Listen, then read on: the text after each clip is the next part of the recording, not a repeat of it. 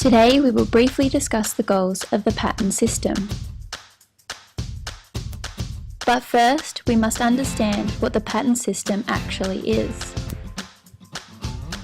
A patent grants an exclusive and enforceable legal right to the making, using, or selling of an invention for a set period of time. There are two main goals of the patent system. Number 1, to encourage innovation, and number 2, to encourage the spread of knowledge. Let's see how this works using a hypothetical example. This is Scarlett. Scarlett owns a sunglass company. She has thought of a new way to improve colour perception in sunglasses. This improvement will also offer wearers greater sun damage protection. It will cost her a lot of money and time to develop the idea, but it may help her get an edge over her competitors. It would also be beneficial to consumers and the overall health of society. The problem is, she knows that her competitor Bill can copy the idea with little cost or effort. Why should she have to bear the costs with no greater reward than Bill? Scarlett decides the cost to her is not worth it and does not bother with furthering the idea. This is where the patent system comes into play. As discussed, patents ensure the inventor has an exclusive right to their invention for a set time. So if Scarlett had patent protection, Bill would not be able to use her idea until the patent ends, preventing what is known as free riding. This means she would have the ability to recover the costs, essentially being rewarded for her innovation. Had this been the case, Scarlett probably would have developed the idea. So you can see how the patent system achieves the first goal of encouraging innovation. Some may argue that patents restrict the flow of knowledge, which yes, they do, but only for the set time of the patent.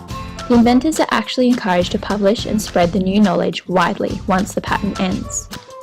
This is achieved through the disclosure requirements in Section 40 of the Patents Act 1990. In return for the legal monopoly, patent holders must describe the technology well enough to allow anyone to replicate it once the term ends. This disclosure requirement exemplifies how the second goal of spreading knowledge is achieved. But why is innovation so important? Won't it just happen if it is really needed? Do we need to spread knowledge?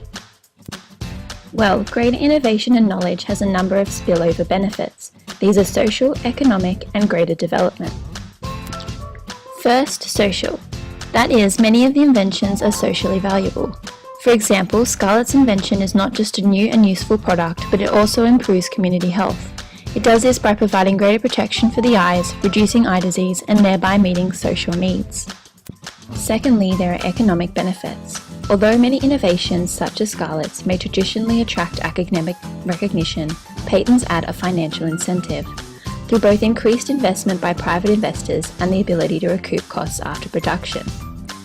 It especially assists smaller companies and reduces the need for government funding.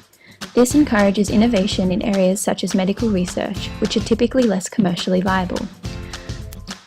Lastly, patents encourage further development and decrease doubling up of research. Through the knowledge disclosure requirement, secrecy is decreased, meaning others can eventually build upon the shared knowledge.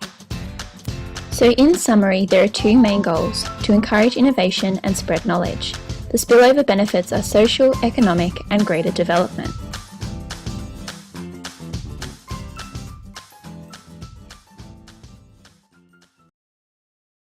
Created using Powtoon.